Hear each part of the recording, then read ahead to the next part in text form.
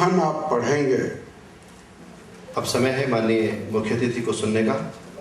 आपको पता है कि मध्य प्रदेश की संस्कार धानी जबलपुर से जुड़े श्री रोहाणी जो हमारे विधानसभा अध्यक्ष के रूप में अपने संसदीय ज्ञान, वाक्पटुता, हाजिर जवाबी और विद्वता से निरंतर संसदीय गरिमा में वृद्धि कर रहे हैं।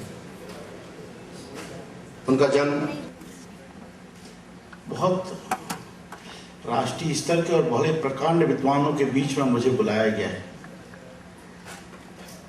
और मेरे नाम के आगे समय भी नहीं लिखा है। समझदार के लिए इशारा काफी है।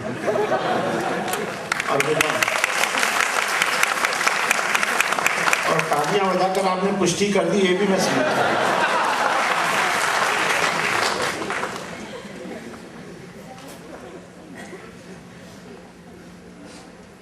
भाइयों और बहनों, सभी वर्गों में गिरावट आई। राष्ट्रीय चरित्र पर प्रतिदिन प्रहार हो रहे हैं। समाज के परिवेश में भौतिकता पर हावी हो गई है। आज समस्या ये है कि विचारों का संघर्ष है। एक विचार ये सलाह देता कि शॉर्टकट से बड़े आदमी बनो और समाज को गवर्न करो, और दूसरा विचार ये है कि अपने मूल्यों से समझौता मत करो, मुफलसी में जियो, मस्ती से जियो, किसी से नजर मिलाने की ताकत रखो। इन दो विचारों के बीच में गहरा संघर्ष है और वर्तमान में भौतिकवाद का विचार भले ही थोड़ी देर के लिए क्यों न हो विजयी होता हुआ दिख रहा है। ऐसे समय श्री गणेश शंकर जी विद्यार्थी के स्मृति में सम्मान समारोह और दो ऐसे महापुरुषों का सम्मान जिन्होंने भौतिकता को तिलांजलि देकर अपनी भौतिक आवश्यकताओं को छोड़कर समाज के लिए जीना और समाज के लिए मरना और सादा जीवन, उच्च विचारों को प्रोत्साहन दिया। ऐसे महापुरुषों के पास बैठकर उनके त्याग की तरंगों को प्राप्त कर आज मैं अभिभूत हूं। निश्चित रूप से मैं अत्यंत सौभाग्यशाली। ये बात अलग है कि श्री मनोज श्रीवास्तव ने बड़ी कुशलता से उत्तर प्रदेश का उदाहरण देकर विधायिका के बारे में अपनी अभिव्यक्ति प्रस्तुत कर दी। मुझे ये समाधान है कि उन्होंने मध्य प्रदेश के विधायकों के बारे में कुछ नहीं बोला, लेकिन बड़ी चतुराई से उन्होंने बता दिया कि विधायिका के क्या हाल है, जबकि मैं पूरे देश की समस्या पर विचार कर रहा हूं। समाज का ऐसा कोई क्षेत्र नहीं है जिसमें गिरावट ना आई हो, जिसमें सौदेबाजी ना आई हो, और सबसे ज्यादा मरण ईमानदार आदमी की है। उसको ईमानदारी का प्रमाण पल पल देना पड़ता है।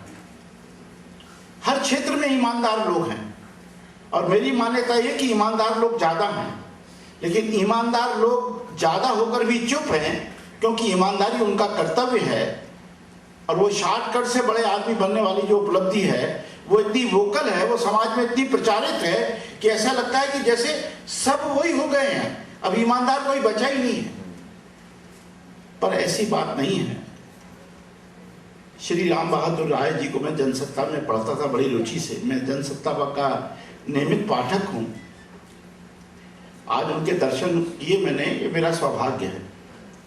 और जिस तरह बेबाक उन्होंने देश के परिस्थिति को रखा, वह चित्र अत्यंत भयावह है। सिर्फ चिंता का विषय नहीं बल्कि भयावह है। कुछ घराने लगभग 2.25 करोड़ 1,70,000 करोड़ पर टकटकी लगाए बैठे हैं। चुनौती बहुत बड़ी है। युवा मित्रों का मैं आह्वान करना चाहता हूं कि अपनी व्यक्तिगत रुचियों पर अगर बंधन लगा दें, शादी की पूर्ण जीवन जीना शुरू कर दें, तो युवा इस देश को एक नई करवट दे सकते हैं। आप में से श्री राम बहादुर राय, श्री गणेश शंकर विद्यार्थी, श्री रमेश नैयर तैयार हो सकते हैं। सिर्फ अपनी महत्वाकांक्षाओं को नियंत्रित करने की आवश्यकता है। जिएंगे देश के लिए, जिएंगे समाज के लिए, ये भाव आ जाए और आपकी कलम अगर एक बार साहस कर ले, तो इस देश ने अंग्रेजों को भगाया है, विश्व की सबसे बड़ी लड़ाई लड़ी है और आज हम विश्व के सबसे बड़े लोकतंत्र में जी रहे हैं। कार्य कठिन है इसलिए करने योग्य है, सरल काम तो सब कर लेते हैं। जो आप मित्रों इस चुनौती को स्वीकार करिए। मैं विधानसभा में जब रहता हूं तो पत्रकारों का बहुत बड़ा वर्ग मुझसे मिलता है, उनसे हमारे विचारों का आदान प्रदान होता है, कुछ अपेक्षा रखते हैं, कुछ सुझाव देते हैं, उसमें संतुलन रहकर मैं अपनी गाली बारीकी से निकाल ले जाता हूं। क्या करूं और बताइए ना। जो समाज का वातावरण है उसमें हर किसी के बारे में ये राय बन गई है कि ये जरूर कमा रहा होगा,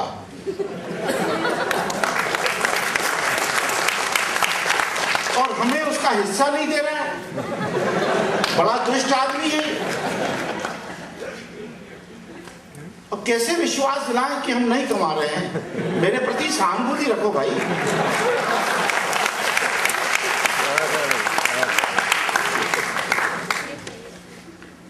सार्वजनिक जीवन में शुचिता के साथ रहना भी एक बहुत बड़ी चुनौती है। लोग अच्छे अच्छे विशेषण लगा देते हैं, मूर्ख है, पागल है, खिसका हुआ है, न खुद कमा रहा है, न हमें कमा रहा है, कमा रहा है। आपके लिए भी ऐसे संबोधन होंगे, लेकिन उसकी परवाह न करें। मित्रों, हंसने का विषय नहीं है, चुनौती है ये, उसकी परवाह न करें। मैं कह रहा हूं, जब से मैं चला हूं मंजिल पर मेरी नजर है, मेरी आंख ने कभी मील का पत्थर नहीं देखा।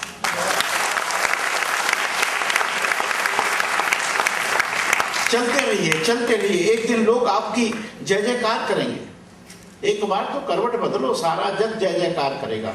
और उसके प्रमाण दो पत्रकार बैठे हैं, आदरणीय राय साहब और आदरणीय नैयर साहब। इन्होंने जब पत्रकारिता शुरू की होगी तब इनको खुद ही ज्ञान नहीं होगा कि किसी दिन हमारा गणेश शंकर विद्यार्थी समारोह सम्मान में सम्मान होगा। लेकिन वो विचार, वो दृढ़ता, वो सिद्धांतों से समझौता न करने वाली अपने मन की अभिलाषा, ये व्यक्ति को ऊंचाइयों पर पहुंचाती है। आज जीवन के हर क्षेत्र में गिरावट आई है।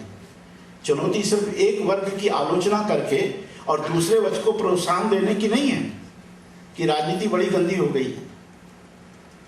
नागरिक, हमारे मतदाता, एक बहुत बड़े विचारक मध्य प्रदेश हिंदुस्तान में आए, उन्होंने कहा कि मैं 4 साल में हिंदुस्तान का नक्शा बदल दूंगा। एक किताब उन्होंने लिखी थी और वो किताब खूब बिकी और सौभाग्य से जबलपुर भी आ गए। उन्होंने भाषण दिया, सब नेताओं को एक स्वर में घसीटा, मैं भी बैठा था। मैंने कहा, श्रीमान, सबको 1 मीटर से मत नापो, आप अपने शब्द वापस लो वरना मैं आपको जाने नहीं दूंगा। और उनको माफी मांगना पड़ी 4 बार, और मुझसे बार बार कहते रहे कि आपने मुझे क्षमा किया कि नहीं।